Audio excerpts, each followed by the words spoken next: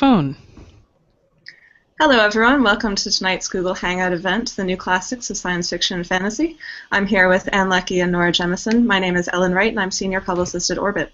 I am by far the least interesting person here right now, but that means I'm going to nonetheless talk at you for a few minutes before I turn it over to our authors. You have probably heard of both Ann and Nora. Nora is the author of the Inheritance Trilogy, which comes out in an omnibus edition this month. It started with The 100,000 Kingdoms, which was nominated for Hugo, Nebula, and World Fantasy Awards, among others. She is also the author of The Killing Moon, and next year her next book, The Fifth Season, comes out.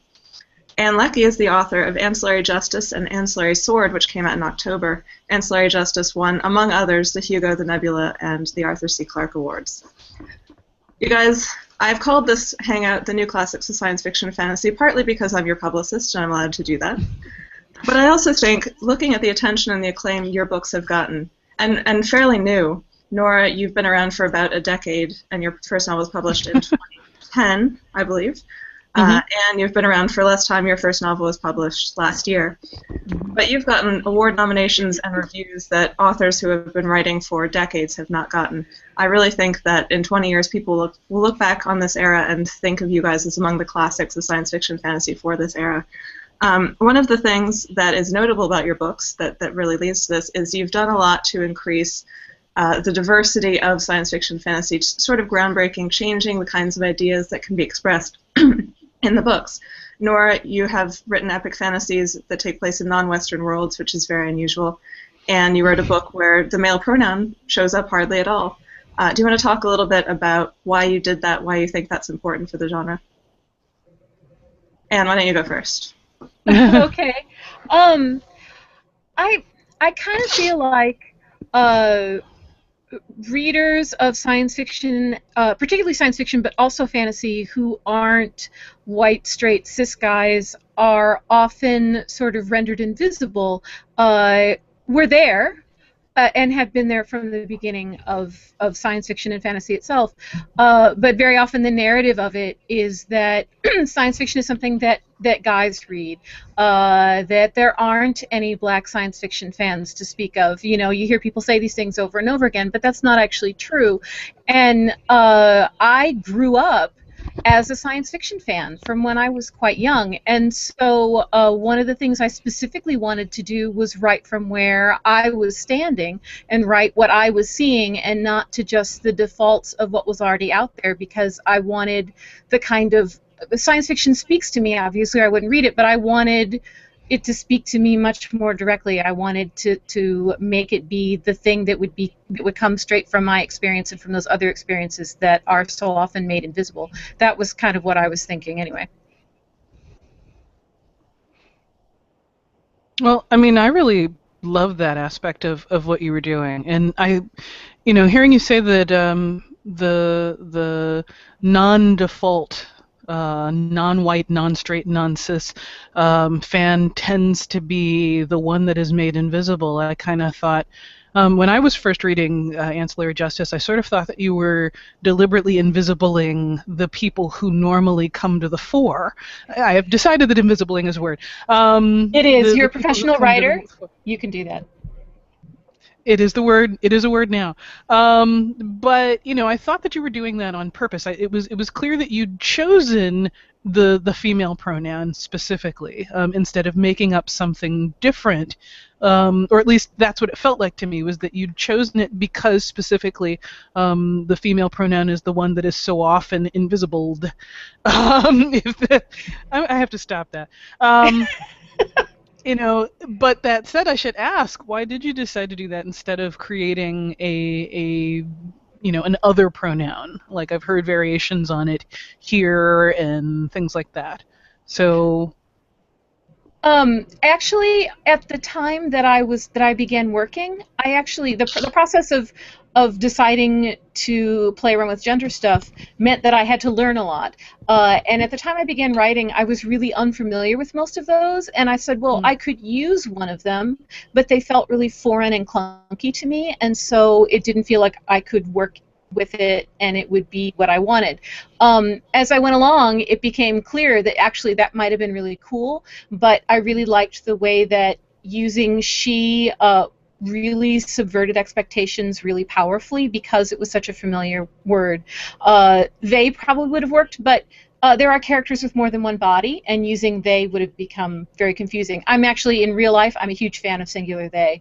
I can get very impatient with people who do the, oh, that's not grammatically correct things. Yes, it totally is grammatically correct.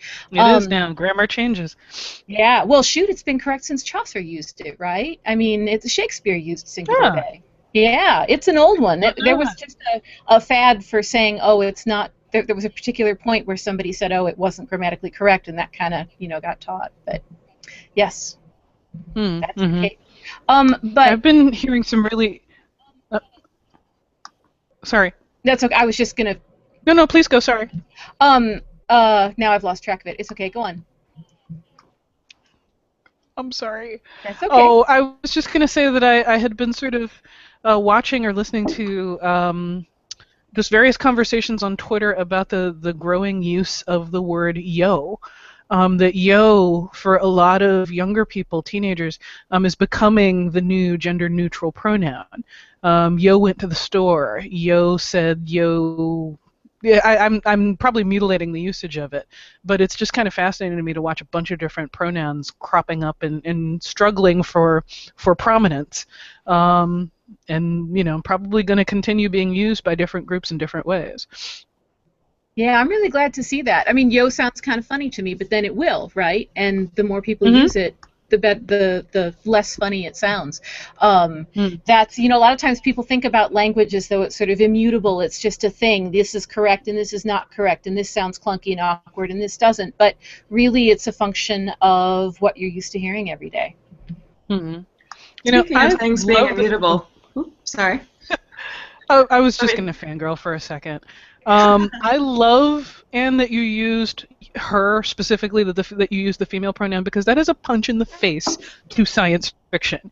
Specifically, the use of a neutral pronoun or a made-up pronoun, not made-up, but one of the more less known pronouns. The use of those pronouns is something that you see fairly often in science fiction, but it is somehow actually more radical, I think, and more of a I'm supposed to try. Okay, I was trying to watch my language, but it's more of like a suck it to the entire genre, and that was the point where I realized I love this book, and I remember seeing a prominent critic around that time complain, actually, that was not such a groundbreaking thing, and I'm like, you sound just like a man, because clearly to you it is not especially groundbreaking, but for the rest of us, the other half of the planet, rethink that. Okay, I'm gonna shut up now.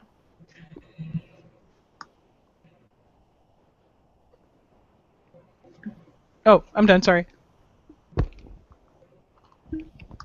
Did you have a question, Ellen? Sorry. Yes, I did have a question. Sorry about that. I was fiddling around behind the scenes with the questions. I meant to mention to people watching at home, you can submit questions to us both through Google Plus and on Twitter at Orbit Books. So go ahead and send those in. My question was going to be, speaking of things that are immutable, like language, my first question sort of presupposed that the genre is changing and that the two of you are helping it change. Do you think that's true? Do you think that 20 years ago, 30 years ago, the genre was different than it is now, both in terms of books and in terms of audiences? I've been talking too much. I think it's kind of hard to say. In some ways, yes. I mean, society has changed, right, in the past 20 or 30 years, and so the readers have a different take on things. So in some ways, science fiction has changed a lot. I think I've seen things published, particularly in short fiction. I've been spending much more time in short fiction over the past several years, that I imagine might have had a more difficult time being published 20 or 30 years ago. At the same time, there are things that were published 20 or 30 or 40 years ago even that might have difficulty being published today that actually might stand. We might like to have things published like that today. There's a lot of science fiction from the 70s that kind of gets talked about as though it's nothing and boring and dull, that actually could be really interesting to go back and look at. So it's hard to say. Sometimes I kind of feel like it's like, oh, one step forward and two steps back. Things will move forward and change, and people will change attitudes about things, and then 10 years later we'll be going over the same conversations again. But I think ultimately there is some change. I think it's just kind of hard to see from close up. I think even 20, 30 years, it's hard to say what change there's been. Yeah, I mean, I'm seeing, in some ways, I'm seeing steps forward and, the two steps forward and the one step back. And I notice the one step back more than anything else. It's hard not to. And I try to remember, I have to constantly try to remind myself that, when I first discovered Octavia Butler in the 80s, there was no picture of her on the cover of the book. I had no idea she was a black woman herself. The character herself had been, doggone it, I must have loaned somebody that copy of Dawn. Man, oh, do you have I was that looking copy? I have that copy with the whitewash cover. I have it. Wait, I found it. Here it is. Okay, so this is the cover. I don't the shiny. I can't figure out how to make it non-shiny. So you can see the cover image, which is a black-haired white woman and unsealing a blonde white woman from the plant that the Oankali use to keep them in suspended animation. That black-haired white woman is a black woman in the story. I believe she's Nigerian and has a Nigerian name, no, she married a Nigerian man, but her name is Lilith, and that is not her on the cover of that book. That was one of my first formative experiences of science fiction was whitewashed covers. So that's in some ways. The last few years have been good about stopping that sort of thing. But by the same token, and more people who are part of this genre and who have always been part of this genre are speaking up and stepping forward and making themselves known. But that said, at the same time, the retrenchment, the backlash is getting louder too. People aren't even bothering these days to pretend that they're not blatantly sexist or blatantly racist or whatever. And it's gotten. Oh crap! I'm about to sneeze. Please go on. What can I cover that with? I have to vamp for a while. Yeah, to some extent, I think the sort of the blatant backlash is a product of the moving forward. You wouldn't have it. It wouldn't be so loud if it weren't a reaction to something that's happening. But it can be very disheartening and frustrating while it's going on. Are you ready to take back over? I'm so sorry. That's okay. Bless you. I'm recovering from the cooties. I have tea, all is well, but yeah, it's still a little bit there. I think you're right. The retrenchment wouldn't be happening if real progress weren't being made. So I have to continually remind myself that all the Sturm and Drang of the backlash, all the petitions and all of the blatantly racist statements and all of the doubling downs and so forth, I have to keep reminding myself that is a sign of progress. That is one of the ways that we know we are winning. The more kicking and screaming and yelling that we start to see, the more effective we are actually being, because that's a sign of fear. But that said, it's a little disheartening sometimes. Yeah, it can get hard after a while. It can get pretty exhausting. Shall I throw another question at you? Please, and I'm going to mute while I blow my nose. Go for it. Sorry. Probably a good idea. So we've talked about the fact a little bit that the worlds that you both write in are very different from our world, particularly yours, Anne, because it's taking place in the future and it sort of would develop from what we have now, whereas Nora's are a bit more historical.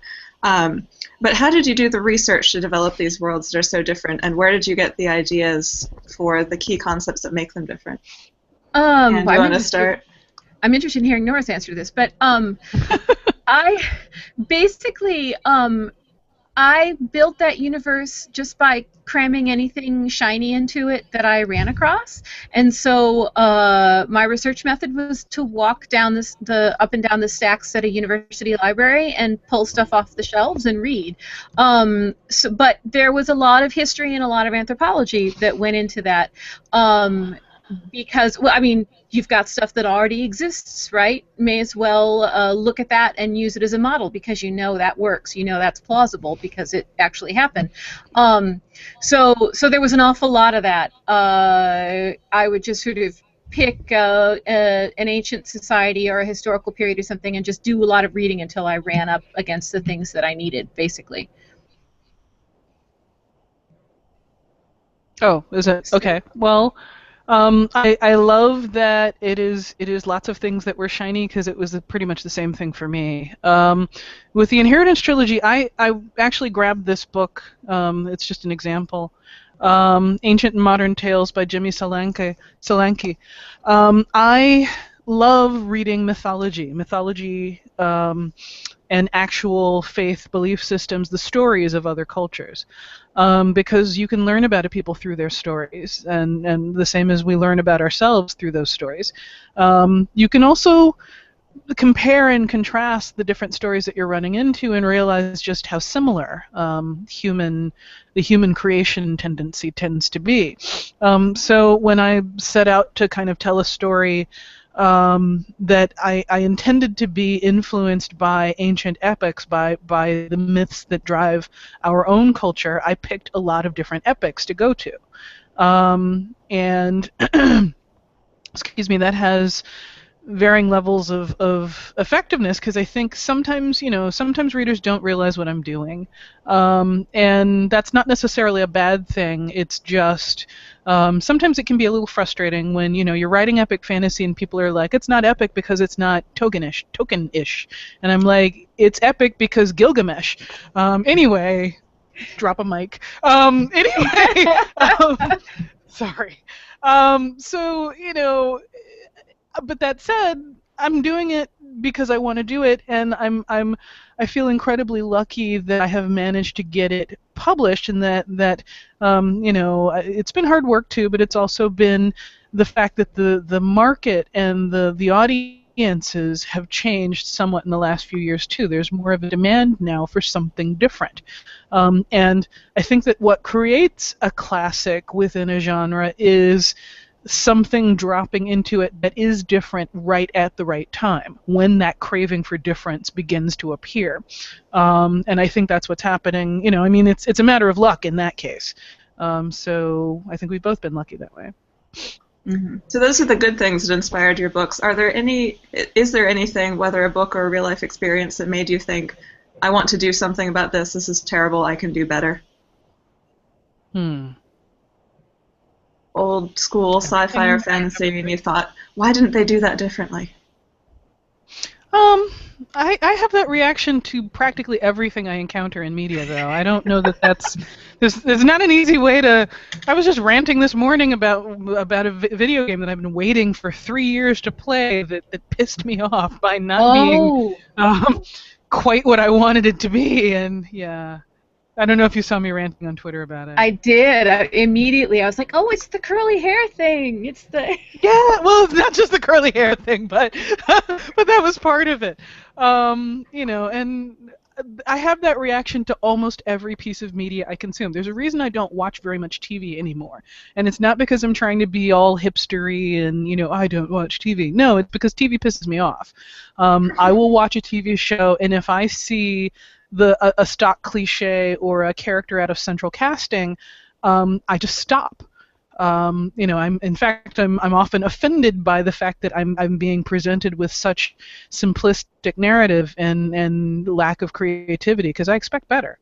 Mm-hmm. Lazy writing really can tick me off, and to some extent, I think that's a sort of an ironic disadvantage of being lucky enough to be a writer. You spend so much time writing and reading things and analyzing what you're writing and what other people are doing, that then when you sit down to enjoy somebody else's narrative, you can see all of the framework. You can see the gears. You can see all the support struts. It's very rare for me now to be able to just pick up a book and just do the thing I did when I was a kid, where you just whoosh inside the book.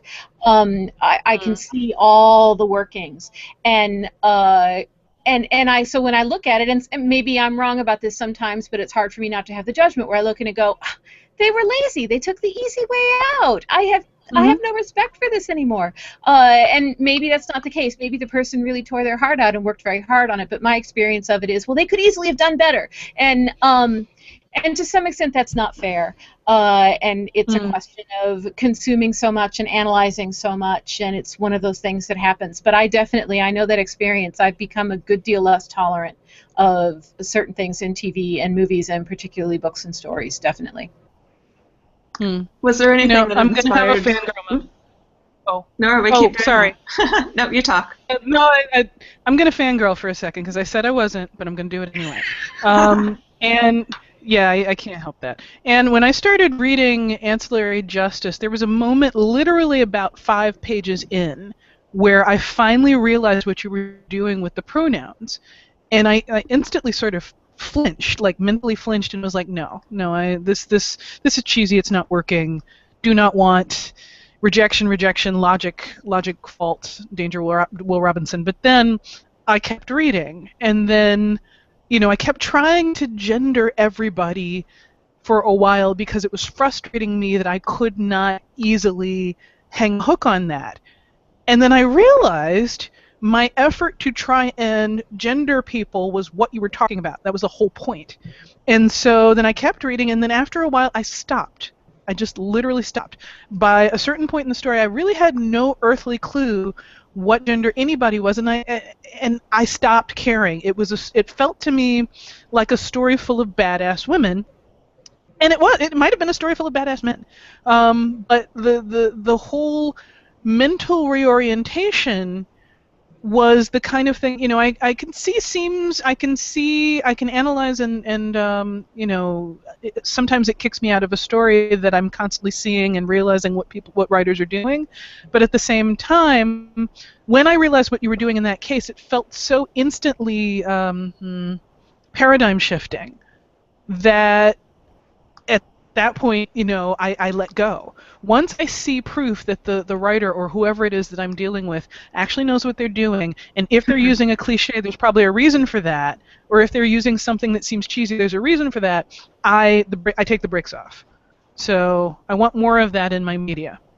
Period. Well, thank you very much. I will also say, actually, seeing the framework can actually be its own kind of pleasure. Somebody who really puts those things together really well, when you're used to analyzing it, sometimes people say, oh, that's just written for critics, it's not for entertainment. But there's a particular kind of entertainment out of seeing something that you can see all the bones, but you can see that it's beautifully put together. That can be really gratifying and really entertaining to come across. It's also not that common, but, that's life. If I can fangirl for a minute, and the thing that I found really outstanding about your book that sort of says something about me is, like Nora, I read it as a book about a bunch of kick-ass women, and then every once in a while you realize that one of them is a man, and it really changed the way I thought of those characters. And I was a little bit embarrassed that it changed the way I thought of those characters when I found out that they were men instead. But it did, and that was really mind-blowing in a way that a lot of science fiction isn't, I think, for me. Thank you. Yeah, I had the same moment of realizing also that most of the characters were also people of color too. You don't describe them in broad strokes, but I mean it was another simple paradigm shift. So often when you're reading stories of the far future, you see these societies of nothing but white people, and you wonder what was the apocalypse that wiped out the other 80% of the planet. And to see a future that actually felt realistic in that respect was nice. Also, thank you. Awesome. That reminds me of another question that I have that I think you will both have strong opinions on. I've heard many people say, science fiction, fantasy fans, that they don't want politics in their fiction. They just want a good story. Now, of course, I think, and I'm sure you also think, that it's impossible to write a story about politics, and that, well, I'm not going to answer my own question. I'm going to let you guys talk about that. Go for it. You were actually doing a great job, Ellen. You should probably continue with that. But no one wants to hear what I think. They want to hear what you guys think. It is so impossible. I think what you started to say. It is so impossible to write a story without politics in it. It is completely impossible. It's just, when someone says, I like a story without politics, I mean, that's a valid place to be, but what you mean is you want a story that doesn't challenge your politics. And there's nothing wrong with wanting a story that isn't challenging, that is comfortable. It's a perfectly valid thing to want. But to describe that as a story that isn't political, and that's the right way to do stories because that's entertaining, as opposed to stories that aren't entertaining because they're political. Well, entertaining, first of all, covers a really wide swath. I could rant about that too. But it's sometimes entertaining is being challenged. Sometimes entertaining is having something presented to you as epic fantasy that ostensibly breaks those rules, and sometimes it's entertaining to ask yourself the question, why do I not think this is epic? How is this epic and how is it not epic? That can be really an entertaining thing to do, to work that through. And sometimes you can have intensely political and challenging things that are also swashbuckling adventures where planets blow up. So the dichotomy between entertaining fiction that isn't political and political fiction that has this message that somehow like spinach or carrots that are good for you, although I really love spinach and carrots, but that's just me. That nobody really likes to eat, you're just getting your vitamins, that's a really false dichotomy. And I kind of wish, I kind of feel like the sorts of metaphors and narratives that people tell about how things are really affect how they perceive how things are. And so when you keep saying that over and over again, this is not political and entertaining, and this is political and it's message fiction, and it's like eating your vegetables, it doesn't matter how many fabulously swashbuckling, very political and very entertaining epic fantasies come along, because you're going to keep saying that political fiction is bad, when that's just not an accurate description of what's going on. So that's my rant in a nutshell. Over to you, Nora. I will echo your rant and raise your rant. You're talking about, you said, that people aren't really saying what they feel when they say, I don't want politics in my fiction, in my video games, in my whatever. What they're really saying is, I'm uncomfortable. I don't want to be made uncomfortable. I don't like being taken out of my comfort zone. I am the sort of person who finds stories about challenge to authority which contain challenges to authority, I find those entertaining. I find stories that get at the roots of the default that we tend to assume, and the default politics and the status quo that we tend to try and support. If in the process of reading about characters who are defying the status quo, the narrative defies the status quo, I'm like, I see what you did there, and it's awesome. But other people are frustrated by that because they really don't want the status quo to be challenged. That's really what they're saying when they say that. They're unhappy with having to think about things they never had to think about before. They're unhappy with having the privilege of blithely going along and seeing their worldview reinforced at every turn taken away from them. And one of the problems that we are having right now in the genre, in my opinion, is an excess of obfuscation and euphemism.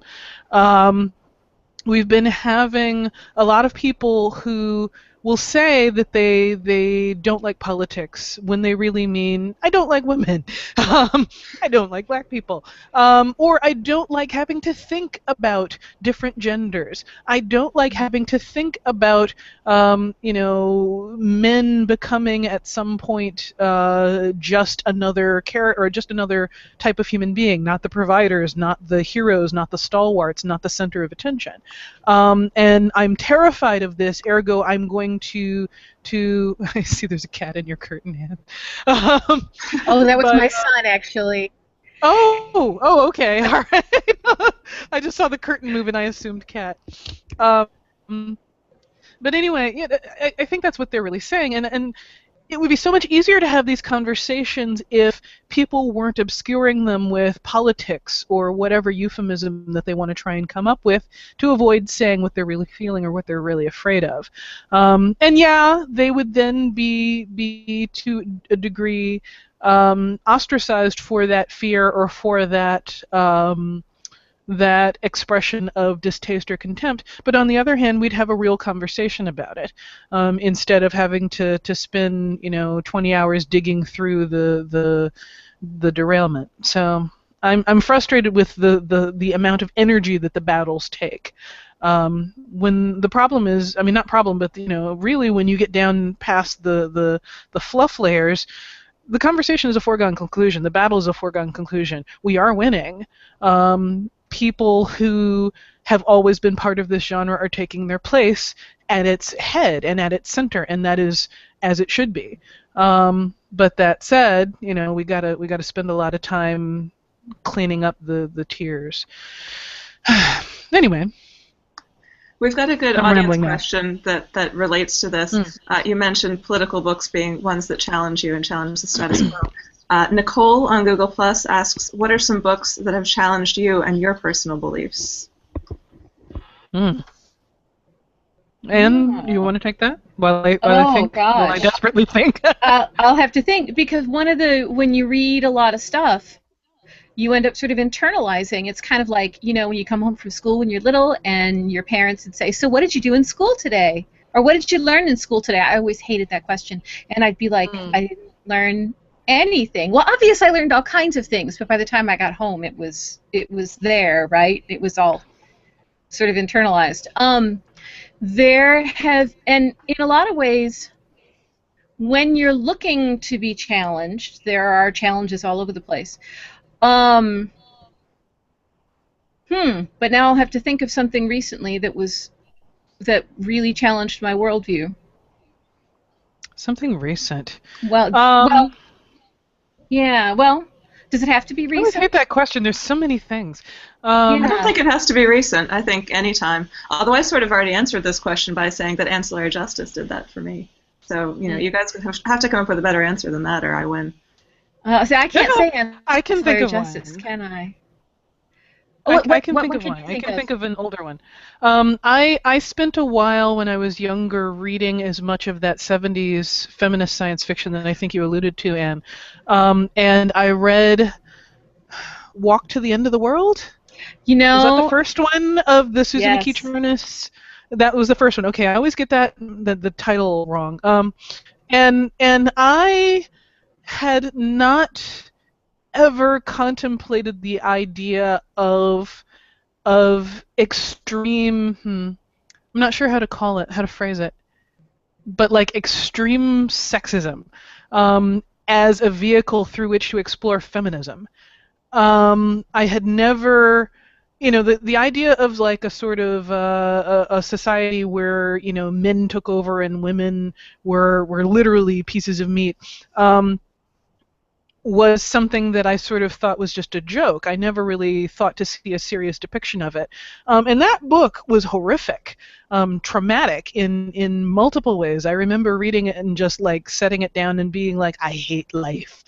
But on the other hand, I realized belatedly kind of what she was trying to show. She was trying to showcase how that level of sexism is equally harmful to both men and women. The story made it very blatant and very simple in terms of the harm that it did to women, but she spent as much time in that story on just how damaging it was to men to try and live up to a standard of masculinity that was rooted in hatred of femininity. And I had not fully understood sexism before that. And that was a game-changing moment for me also. It's funny that you mentioned that, because when I was about 12 or 13, I was not old enough to have a grown-up library card, but I was tired of the kids science fiction, and I went over to the grown-up side, and I found not Walk to the End of the World, but the second book, Mother Lines. And I'm 12 years old, right? And Oh, no. little Catholic schoolgirl. Yeah, and I go, oh, science fiction with girls and horses. I have hit the jackpot. No. And I checked it out, and I took it home. And oh my gosh, I was like permanently traumatized by this. But I mean, these days I would go back and I would read it. Oh yeah, they have sex with the horses so they can have, parthenogenetically conceive their children, and they're all clones. Yeah. And of course, women are having sex with women. This is a perfectly normal thing. But at the time, as a little 12-year-old Catholic schoolgirl, I was like, what? That was like my first exposure to that 70s feminist science fiction, right? Yeah. I was lucky to have survived it. I was definitely too young to have picked that up. But actually, I mean, I think that was probably kind of good for me, actually. Yeah, absolutely. I mean, yeah, absolutely. I really think a lot of that stuff is worth revisiting. And yeah, sometimes to me, the stuff that I find really sort of challenging is the stuff that's sort of viscerally horrifying, which at 12, the whole sex with horses thing was viscerally horrifying. But there are a number of stories that are books that are really upsetting, and really I find the best thing to do is put them down and say, okay, now why did that upset me? Not there's something wrong with this author, not this is horrible and disgusting, not this person is awful and I had a terrible experience, but why did I find that so upsetting? And maybe the answer is because that's a really freaking horrible thing, but maybe it's not. I've got another audience question for you guys. This one is from Bevan Rue on Twitter, who asks, do Nora and Anne intentionally write in order to challenge, or do they write and the books naturally challenge? In other words, are their works a product of resistance or worldview? I don't know. Well, I mean, I write the stories I want to see. I don't sit down and set out to, I don't start working on my outlines and say, today I'm going to challenge white supremacy, and tomorrow the patriarchy. No, I don't build that in, and I don't sit there and think about doing that. I write stories that I feel like I need. In the case of the Inheritance Trilogy, it was actually a fairly simple thing. I was rewriting a book that I had already written several years ago, which I didn't know why it didn't work. At the time, it had a male protagonist. It was very traditional epic fantasy third person. There was a journey, a quest somewhere to get a thing. I think I stuck a sword in there for reasons, because I felt like it needed to be there, basically. And so, many years passed, and I had become a much better writer in that time, and I sat down and I looked at that story, and I was like, it's got good bones, but something's wrong. I don't fully understand why it's not working. And so I just said, let me just change some stuff up. Let's do some stuff that feels good. Since I'd already attempted to get an editor for an agent for that one, and had failed. I put it in the trunk for years and years, but then, I was like, let's just, since it can't be sold as it is, I have a la carte to just do whatever I friggin' feel like. So I started by changing the gender of the protagonist, and that instantly changed the story. I decided to make explicit an element that had been sort of implicit in the story, which was that the character was a person of color in a society of powerful white people. And making that explicit instantly changed the story. Suddenly, first person to third person to first person changed the story. It became more of a mystery, more of a personal exploration. It became more personal to me, because simply by making this character who was more explicitly and vocally like myself, then and I wasn't even thinking about it as I did it, I just realized belatedly, basically after the story was written, that a lot of the things that Yena was encountering were things, microaggressions that I deal with on a daily basis. A lot of her more cynical thoughts about the world that she lives in are my thoughts about oppression and systemic violence and things like that. And I realize all of this, of course, after I've written it. In the moment, I'm like, cool story with gods, blowing stuff up. That's what I wanted to see. I just, because I am who I am, and when I listen to my voice honestly, the stories that tend to come out of me are angry, rebellious stories of making the world better. I think because I feel such a need for that in my daily life. Yeah, I set out to write a story that I would love. I was convinced, I know I told Nora this earlier, that I would never sell it to anybody. I would never find an agent. I would never find a publisher. But when you're a writer, you write. And if you worry too much about whether or not what you're writing is going to sell, you will never get things written.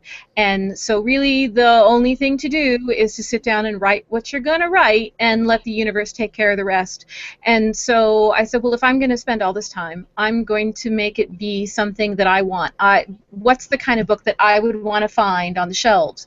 And I kind of feel like a book will be challenging or not to a particular reader or not necessarily because the book is hard or the reader is a better or a worse reader, but just because of the reader's context and where the book is coming from and where the reader is at that particular time.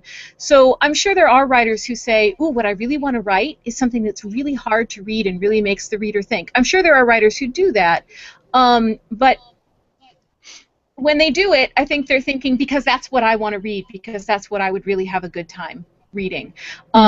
So I didn't set out to write something challenging. On the other hand, I set out to write something that I thought would be really cool and fun and awesome. I'm really glad, though, to hear about the folks who have really felt that it's made them think about things, because, I mean, what more could you ask for, right, as a writer? Mm-hmm. What you've been saying reminds me of a Goodreads review I was reading earlier today. I had to just look it up. This is a review of Kristen Kishore's Fire by a user named Lightreads. And one of the things that she praises in the book that I absolutely agree with is that reading it is safe because you don't expect, or you expect the author not to give you a sudden kick in the face when a female character is treated badly or a character of color is treated badly. And I think that's one of the things you've been touching on, that we want these stories full of explosions and fun, but you also don't want to feel insulted or disrespected by the authors. Am I getting anywhere near to something that you all feel? Oh, absolutely. Holy cow. I would not want, I mean, the books that I enjoy, that's a really sort of gut punch kind of feeling to go along reading and trusting the author and reading right along and suddenly discovering that, oh my gosh, the author holds me in complete contempt. Or maybe they don't. Maybe if they thought about it, they'd say they didn't, but they're letting things fall that make it, seem like that. And so very obviously, I didn't want to do that to any of my readers. Of course, to some extent, it's impossible, right? But I don't think that absolves anybody from the responsibility of, like, trying not to stomp on the faces of their readers, right? Which is in a different category, of course, from saying I want my readers to think about this particular point and maybe be uncomfortable about this particular point. So yeah, but I think but I also think, to be honest, it is a perfectly valid thing to say, you know, I want light fluff that isn't going to distress me and isn't going to exercise me and that I'm not going to have to work at. I can sit on the beach and I can swallow it down. It'll be like cotton candy. I think that is a perfectly valid thing to want. And I think that is a valuable thing to have in the world. Absolutely. You know, the authors of Cotton Candy, oh my gosh, I don't know where I would be without cotton candy in my life. But I would just much prefer my cotton candy not have like shards of glass in it that I'm not expecting. That's a brilliant, horrifying metaphor, and I may not ever eat cotton candy again. Thank you. Wow. You're very welcome. Yeah, I feel pretty much the same way. I set out generally to write fluff because I need it for my own psychological relief. You know, I don't know if anybody follows my Twitter site, but I tend to spend most of every day tweeting like some news and stuff like that. Things that have caught my eye world. Nora, your audio is breaking up. Can you try exiting out and coming back into the chat room? Oh my gosh! I will do that. How do I do that? Sorry, everyone. Hold on. Technical difficulty. All right. Do I leave call and then come back? You can. Yeah, just close the window, and if you still have the link I sent you, you should be able to come back in. Hopefully that will fix it. That annoying noise. And in the meantime, Anne, you can just tell us awesome, interesting things. Oh, is there like the part of a question or? Let's see. What questions do I have just for you? Well, when we were talking earlier about things that inspired you, here is Nora back. Are you back now? I see a little icon. So. Yes, that's much better. Awesome. Yay. Okay. Woot. I don't get to ask Anne my half question after all. I do, however, we have another audience question. This one is also from Nicole on Google+. This is something that you guys have touched on a little bit before, but I think you could talk about it some more. She asks, in what ways would you like to see science fiction and fantasy change in the future? What topics would you like to see touched upon more frequently in books and or movies? I personally... sorry. No. Please go ahead. Every now and then I see somebody write a big manifesto about we need to be doing more mundane science fiction, or we need to deal with the climate, or we should do more heavy science. I would love to see all of those things, but I'm not all about where it ought to go. What I would like to see is lots of different things, is lots of different people contributing whatever their own idea is. I wouldn't want to be in a position where, the proper thing to write is near future, confined to the solar system, completely hard science fiction. I love hard science fiction, but I also love, exploding planets, and I also love fantasy, and I want to see, the coolest, weirdest thing any new writer is going to come up with, or any old writer for that matter.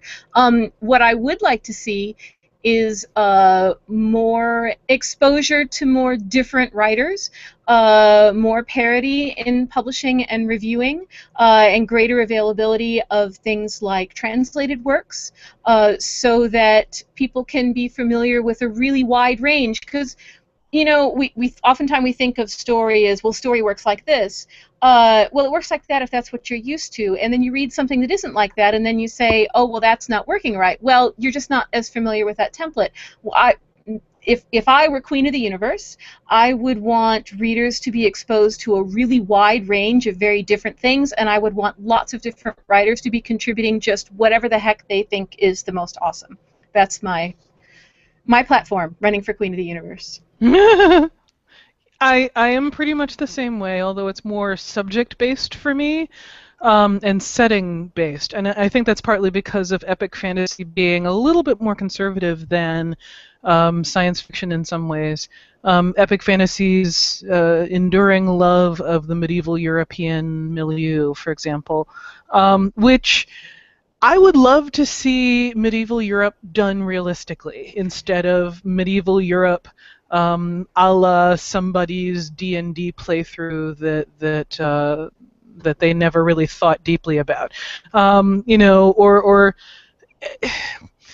I would like to see epic fantasy set in 1,000 different sorts of settings. I'm writing one right now, and who knows how it's going to go over. I'm having an Ann Leckie moment of I don't know if this is going to sell with the 5th season that's coming out next year, where I've set it on a completely different planet. It's nothing that resembles anything on Earth.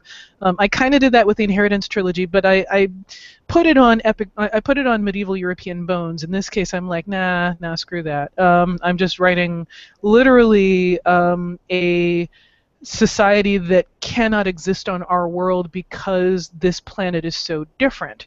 And simply because I'm using the word planet in a few places, it's probably going to feel a little bit like science fiction. But this is what I expect of science fiction and fantasy and every other flavor of speculative stuff, is going places I haven't seen before and trying to expose me to things, trying to immerse me in worlds that don't exist. And not just the idealized fantasies of worlds that don't exist. I don't want to see a lot of real world settings that have been sanitized and turned into the author's ideal version of medieval Europe or whatever. I want the real thing. I want something that feels realistic, even if it's got dragons in it.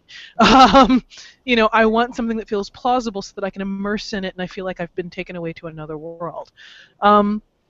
One of the elements that I think would help that for me, is realistic people. And I think there's a tendency in SFF to focus on creating realism through methods other than sociological, I guess.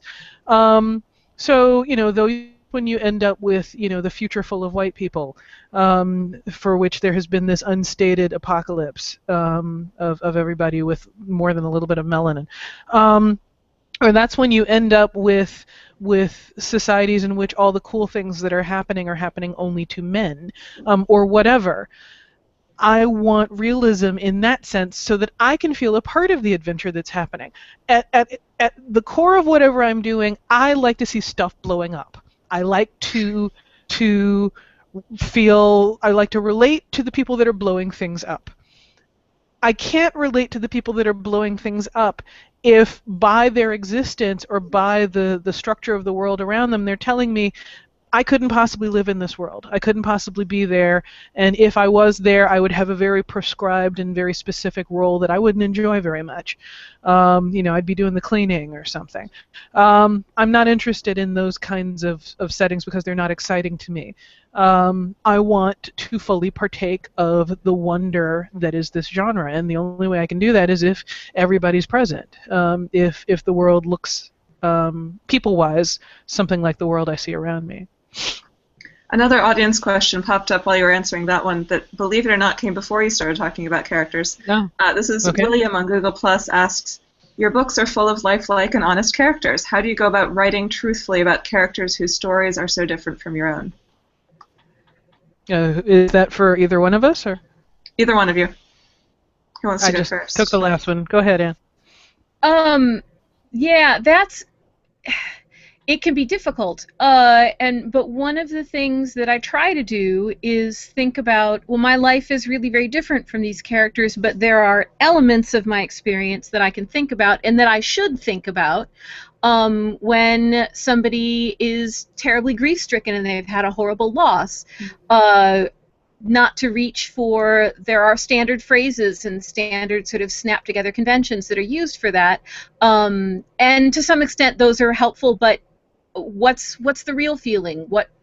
How do I feel? What do I do? What do people I know do when they're in a situation like this? And none of them are going to be soldiers thousands of years in the future or artificial intelligences or but they're going to have real, genuine human reactions that I can sort of ponder and think about. Another another one that I've used for the novels and also for some of my short fiction is to historically go and look for first-person accounts of particular experiences. So, you know, I have a story about a person in a particular kind of situation. Is there a historical analog of this in the real world, and can I find somebody talking about this happening to them? Not infrequently you can. You just have to look for it. It's like, well, what do they say about it? How did they feel?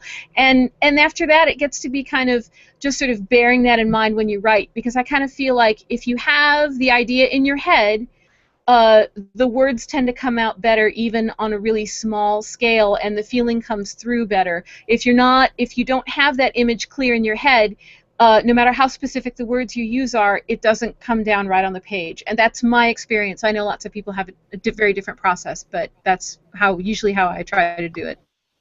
Nora, do you have anything to add? Yeah, I mean, they say you're only supposed to write what you know, which makes no sense with respect to science fiction and fantasy. But that said, in a lot of cases, it seems like a character that's very different from myself, and it's really not. You know, I am not a deeply religious person.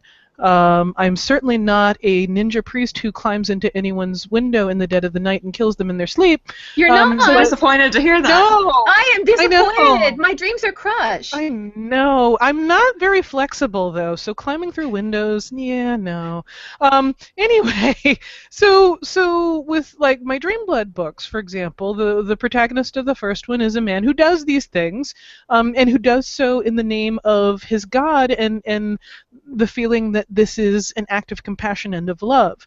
I have done none of these things, but on the other hand, like a lot of people, I've had to deal with, you know, some people that I knew who were going through difficult times physically, health-wise, and it's human compassion. It's the feeling that what is the way to show love in a situation where someone is suffering a lot, and I can put myself into that because, I mean, I deal with people who are suffering a lot in my day job life and everything else. So it's not as far a step as it seems to write about a character who feels such overwhelming compassion that they're willing to do anything in the name of that. And if you slap the name of a goddess on that sense of overwhelming compassion, bam, you've got a character. So... Here's another audience question. This is from Amal on Google+. I'm actually going to split it into two questions. You both write both science fiction and fantasy, and both short fiction and novels. Do you have any interesting experiences switching back and forth between genres or between lengths? I can take that. It'll be brief. I have real trouble switching back and forth. John Joseph Adams will periodically contact me, or someone will periodically contact me and be like, "Hey, just FYI, there's an anthology that is coming up. Wanted to see if you had anything." And I'm like, "No, I'm in novel mode." And once novel mode is engaged, short story mode will not appear for several months. Short story mode does not live here anymore.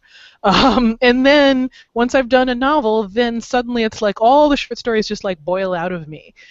This was what The Awakened Kingdom was the result of. I had finished the 5th season, which is in a lot of ways the most challenging novel I've ever written. And after that, I needed a palate cleanser. And The Awakened Kingdom was an idea that popped into my head, and it's a 40,000-word novella that's part of the Inheritance Trilogy novel. And I was thinking shorter, and it got longer. But, you know, for me, that was a way to have fun. That was a way to relax and stretch different muscles for a while, so the ones that I had just worn out could ease up. So that's it. I actually I started out writing novels. There are 2 in a drawer, and decided that I probably ought to work on short fiction, and so I very methodically worked on it. I read a whole bunch of years' bests. I read short fiction and started writing it, and kept sort of forcing myself to write shorter and shorter. I generally feel very confined in short fiction, and I do have to be sort of in the groove. But after I'd spent several years writing and selling short fiction, and I said, now it's time to go back to the novel, and I sat down and I started to panic because I was like, I can't get all this exposition in. How can I possibly fit all this in? And I was like, wait, I've got more than 5,000 words. I've got all the room I want. But even then it was scary, and I had to fake myself out by saying that I would write a particular part of the story, that I was going to write it as a standalone, like a novelette or a novella. And then I could build around that because I was too intimidated. But once I started going, there was no way that was going to happen. And so I just kept going. I've been noveling for a couple of years now, and I do not know what will happen. I actually have, it's like the fulfillment of a writerly fantasy. I have a couple of those invites in my inbox, and I'm like, oh, yes, I've always wanted to have one of these, be one of the cool kids that got the emails that said, you know, do you have a short story? And now I'm like, oh, I don't know if I can actually do that anymore, but I guess we'll find I know how you feel. So the second part of Amal's question, which I'm going to broaden, she asked if you have any favorite short fiction you've read this year. I'm just going to say, do you have any favorite fiction you've read this year that you want to tell everyone to read? Let me see. What have I read this year? I really admire the people who at the end of the year they put up these blog posts where they say, and I read this book, and I read this book, and I read these stories, and they're really wonderful. And I'm like, how do you even remember what you read? There was... Now I have to think. Have you read anything, Nora? I actually have not. I've done a lot more long fiction this year because of the New York Times review gigs that I've had. I read a lot more than I normally do that is current. I tend to be usually 2 or 3 years behind in my novel reading. But short stories have suffered because of it, and I have not even I haven't even kept up on my short story podcast that I usually use to consume during my commutes, because short stories are sort of perfect for a 20-minute train ride. But I haven't even done very much of that lately, so I'm horribly behind on my short fiction reading. I need to even start with some of the Nebula recommendations. Yeah, I kept up with short fiction a lot better when I was writing short fiction for obvious reasons. I did, for a while, I was editing a webzine, and so I could have recommended the stuff that I bought, but I handed that over to somebody else last year, and she's bought the fiction, and every now and then I know it, I'm like, oh, she's bought some great stuff, but it's not in my head the way that it is usually. I was like, oh, I remember a story I read that I really enjoyed. It was a month or two ago, and here it says September 8th. At Strange Horizons, I read a story called Never the Same by Poland Blake that I just really liked. And I'm not sure I can totally put my finger on why I really liked it, but I really enjoyed that story. So I recommend it for folks who are looking for it. But really, I am so behind on short fiction reading. This year, when awards voting came around, it was the first time that I had not read anything that came on the ballot. And I was just reading what was on the ballot. Usually I'm like, oh, yeah, I read this, and I'm going to nominate this. And this year I was like, yeah, I haven't read anything. I've been writing novels. Yeah. I mean, I do have some authors that are insta-reads for me with short fiction. Offhand, I was thinking of Roshida Loenen, I'm probably mutilating her name, Ruiz, who I've really liked a lot of her stuff lately. And Genevieve Valentine tends to sort of blow my mind with the short fiction that she writes. Which is kind of hilarious because we were for a while we were in a writing group together, and I could not wrap my head around slipstream style writing, and she just kept banging on my inability to accept metaphorical and sometimes indirect narratives and so forth. And then suddenly it clicked, and now I can't get enough of her stuff, and I'm frequently pestering her for like, so what are you working on right now? And she was like, stop. But anyway, so I mean, I have some writers who I know are instant go-to reads, but I have not even kept up with their work. I've just been neglectful lately. We've hit 8 o'clock, so I'm going to ask you all to finish up by talking briefly about your books that are coming out next year, both very highly anticipated. And you have Ancillary Mercy out sometime next fall. Is that what it's called? Yes, that's what it's called. That's what they tell me. And this is, I believe, the conclusion to Brecht's story. It is. For now, at least. Yeah. Yeah. Good. I don't want it to be an endless, continuing, going on forever, doing nothing but writing about Breck, as much as I love Breck. So, yeah. Ancillary Mercy will conclude that trilogy, and I don't know what's coming up next. So I can only assume that something will come up next, but I don't know what it is. And then, Nora, you have the 5th season next summer, which is the beginning of a new series. Do you want to give us a quick one-sentence pitch what it's about? I understand there are volcanoes, which I'm very excited about. Why does it have to be a one-sentence pitch? I can't figure out You how can to do use that as many sentences as you want. Just don't read the novel to us. I have not picked my elevator pitch for this, but essentially it's a secondary world fantasy in a very seismically overactive world that periodically suffers apocalypses, extinction level events environmentally, and so all of society is configured around that. And there are people who have the magical, although I don't use the word magic, ability to manipulate seismology, who have kind of grown out of this world. And the story is going to follow a woman in her 40s who seems like an ordinary school teacher and comes home one day to find one of her 2 children dead, murdered by her husband. And then the story follows her, and it turns out that she is a clandestine orogene, one of these people that has the ability to manipulate seismology, and she's on a mission of revenge and also finding her other daughter. So let's see. I could say that this is Kill Bill meets. What was that movie about the asteroid hitting the planet and Deep Impact or Armageddon? Deep Impact. Oh no, God, not Armageddon. Yeah, I'm sorry. I won't go there. Deep Impact meets Kill Bill. It's horrible with magic. Yeah. And volcanoes. What? And volcanoes. Don't forget the volcanoes. And volcanoes. Yeah. Well, volcanoes, earthquakes, gaseous eruptions. I'm so That sounds pretty awesome. The mental image that triggered this was a dream that I had of a woman walking towards my mental camera, who had a seriously pissed off look on her face and a mountain floating behind her back, waiting that she was going to throw it at you. So somewhere in this trilogy, I'm going to work in this woman throwing a mountain at somebody, just because I have to. Yes, you do. You do have to. Yes. All right. It's well, Chekhov's thank you. mountain. Whoops, sorry. Thank you. No, I was just saying it's Chekhov's mountain. So we keep doing this. Sorry. Thank you to Ann and Nora for talking to us today. Thank you, everyone who's watching. We will certainly do more of these next year, and you'll get to see more great Orbit authors. Have a great night.